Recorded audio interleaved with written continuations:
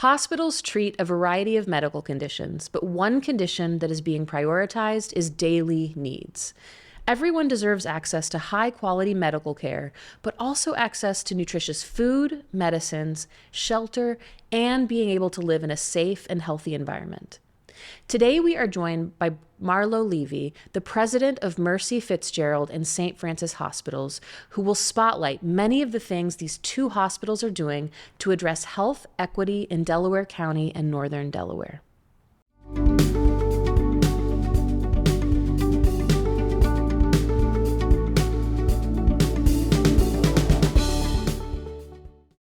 Thank you so much for joining me today. I really look forward to getting to know you a little bit better and hear about your passion. We'll get us started with that first question for health equity. Yeah. I've been doing this about 30 years. And so to me, just coming in the field of healthcare is really about service, right?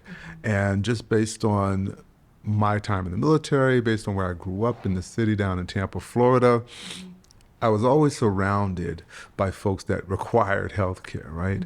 And so I think I really developed that passion early in my career. And so now I get the opportunity as a healthcare leader to really have a positive impact on those kinds of things like health equity in the communities that we serve. And so it really is a privilege to do this work.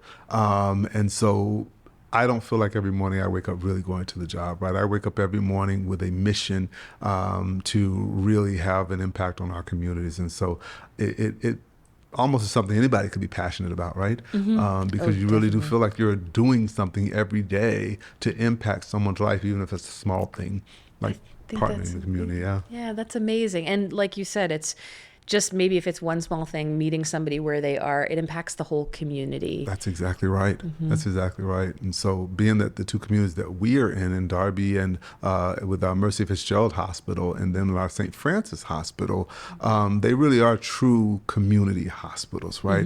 Where the mission of the Mercy nuns that came here, as well as the St. Francis nun, was really about bringing healthcare to a community that really needed it, no matter what, right? No matter what your resources are, you do the best you can with those resources. And that's what we do in our community every day. That's amazing. Yeah, I've had the opportunity to interview some of your colleagues. And one thing that's always struck me and that I think you're particularly focused on is meeting the individual where they are.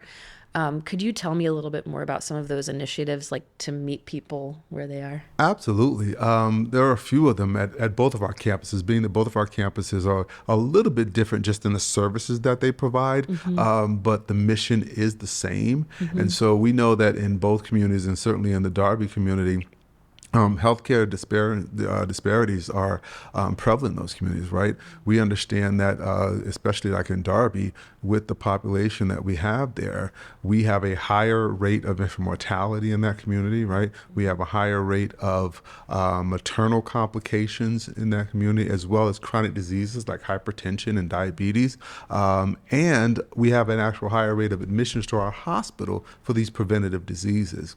And so coming in with that kind of a mindset and understanding that many of those patients also come through our emergency department, it really is imperative that we try to meet those patients in the community where they need the help, understanding how we can help them learn about preventive measures so they don't end up in our emergency rooms, right? And so we do a lot of things around how do we connect with community partners, whether it's in Darby or Wilmington, to bring them into the planning of how we take care of the patients in that community, or bring them actually in the hospital if they're a not-for-profit and actually acquire spaces in some of our hospitals to help our community out, right?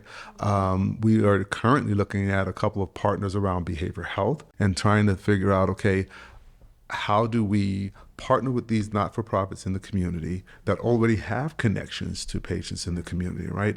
As well as bring them into the hospital where they're closer to the healthcare that they need. So it really is a win-win for the community in these partnerships, as well as for the hospital in terms of our ability to connect with patients. Absolutely. I love that you, of course, will treat them when they are in your emergency room, but you all are trying to keep them out of the emergency room, just in a healthier community in general.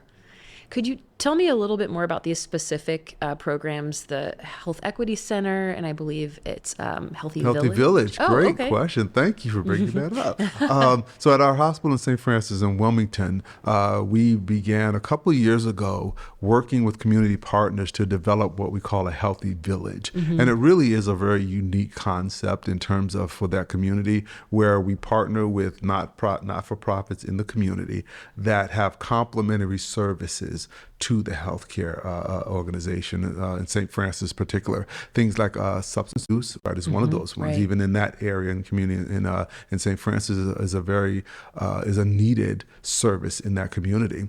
And so behavioral health is another one of those that we need. The Health Equity Center is a great example of how we partnered with a not-for-profit to develop a place where folks can come and get things for free, right, without paying, right? Because we know that the income disparity is also an issue in lower income communities. And so they have things, everything from childcare seats and childcare equipment to food products in some of our food bank areas and and the great thing about the Health Equity Center is it not only can serve the community, but it also can serve the people that work at our hospital that live in the community that also have challenges as well.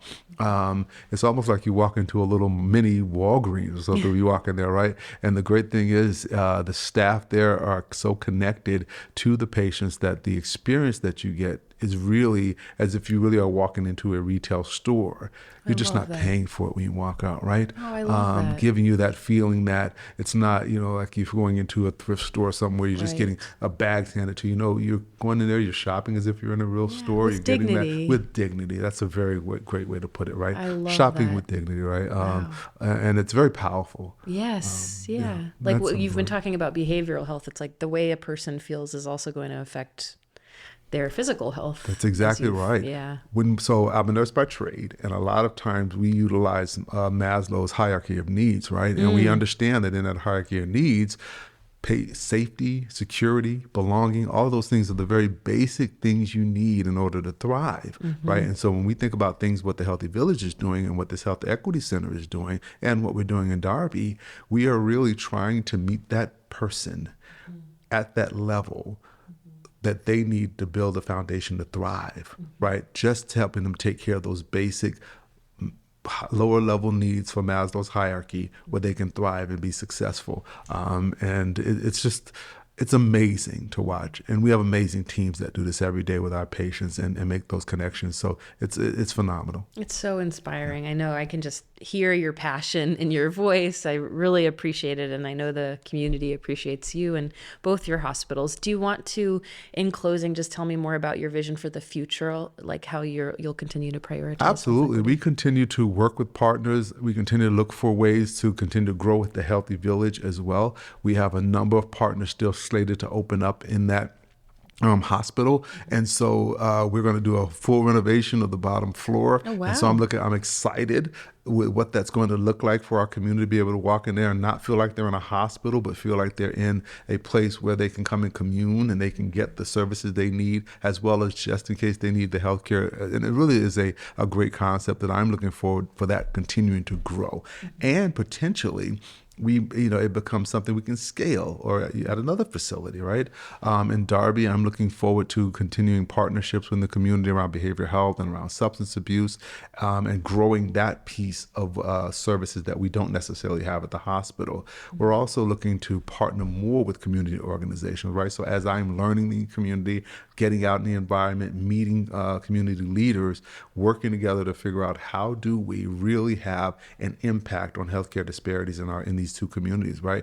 If we could move the needle just a little bit in terms of healthcare disparities, then we've done our job as a community hospital, right? We really have impacted that community and brought them to a place where they're able to thrive a little bit better. And so that's my vision, right? To walk out in that community and see people that I know and say hello to those folks walking up and down the street healthy because of the care they received at either St. Francis or Mercy Fitz, or because of the services they were able to get through the Healthy Village or through some community partnership that we have at Darby. Oh, I love it. I'm so inspired just meeting them where they are. And like you said, your passion is really coming through in this interview. And I so appreciate your time. Absolutely. Thank you. Thank you.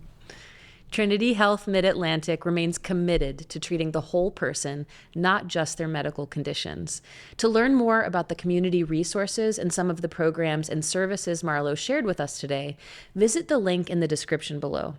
Thank you for joining us today, and make sure to hit the subscribe button to get new episodes of Beyond the Stethoscope every other Thursday.